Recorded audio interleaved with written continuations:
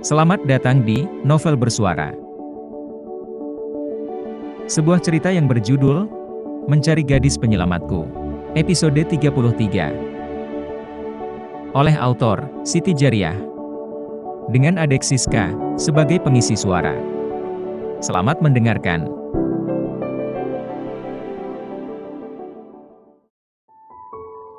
Nona cantik, sebuah panggilan yang sudah pasti bisa diketahui dari mana asal si pemanggil. Siapa lagi kalau bukan Dr. Danu, rival Raihan dalam mendapatkan cinta Eliza. Dr. Danu? Eliza kaget ternyata Dr. Danu yang diajak Pak Kardi. Maaf dokter, kalau begitu saya tinggal dulu, silahkan. Pamit Pak Kardi meninggalkan ketiganya. Kamu kenapa Nona cantik? Apa yang terjadi? Dr. Danu yang merasa kaget sekaligus khawatir pada Eliza langsung duduk mendekati Eliza, memegang tangan Eliza tanpa memperhatikan ada Raihan yang juga duduk di samping Eliza. Kini Eliza berada di tengah-tengah antara Raihan dan Dr. Danu.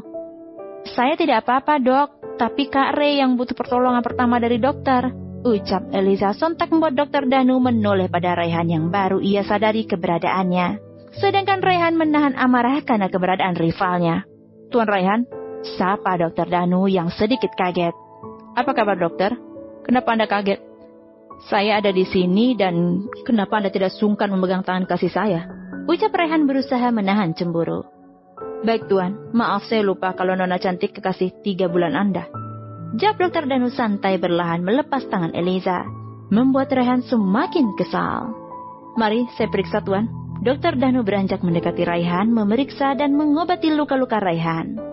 Beberapa menit sudah berlalu, Dr. Danu telah selesai mengobati Raihan dengan peralatan dan obat-obatan yang ia bawa.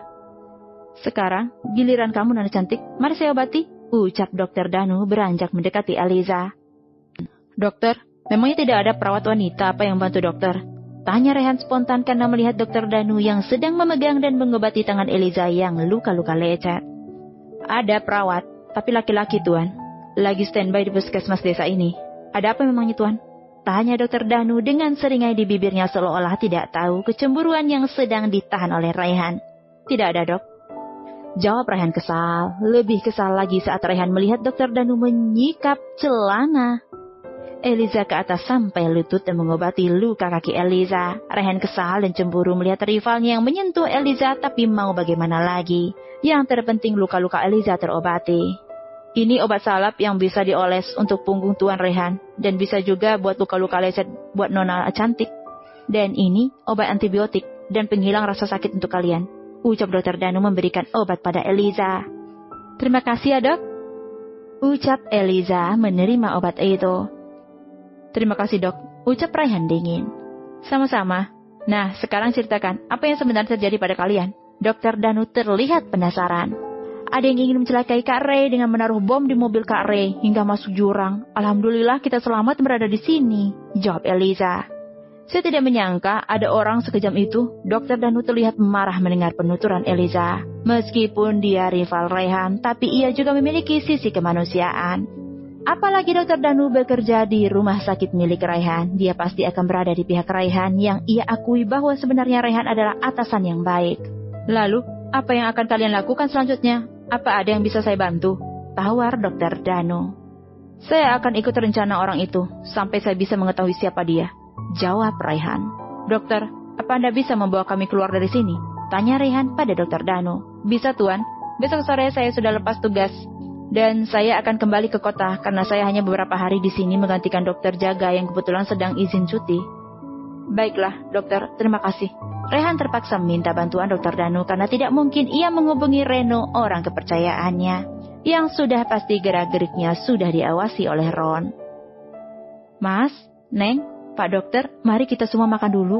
Suara Pak Kardi dan Bu Sumi yang keluar dari dapur membawa makanan. Wah, jadi merepotkan Pak, ucap Dr. Danu sopan. Maaf Pak, kami jadi nggak enak, ucap Raihan juga sopan. Sedangkan Eliza yang sudah sedari tadi menahan lapar ikut membantu Bu Sumi menyiapkan makanan. Nggak apa-apa, kami malahan senang karena rumah jadi ramai. Maklum, kami hanya tinggal berdua selama ini, tutur Pak Kardi. Memangnya anak Pak Kardi sama Bu Sumi kemana? Tanya Eliza. Kami semenjak menikah belum dikarunia anak, Neng, jawab Bu Sumi dan Pak Kardi. Maaf Pak, Bu, Eliza nggak bermaksud. Nggak apa-apa Neng, kami tetap bahagia kok hidup bersama selama ini. Meskipun Tuhan belum percaya kami untuk mempunyai anak. Tapi Tuhan memberi Bapak istri yang setia, mencintai Bapak tulus apa adanya, dan selalu ada di samping Bapak suka maupun duka. Itu sudah lebih dari cukup buat Bapak. Ucap Pak Kardi memeluk dan mencium kening Bu Sumi. Oh, so sweet. Eliza spontan ikut memeluk Bu Sumi dan Pak Kardi, sedangkan Raihan dan Dr. Danu terharu dan kagum dengan pasangan suami istri di depannya.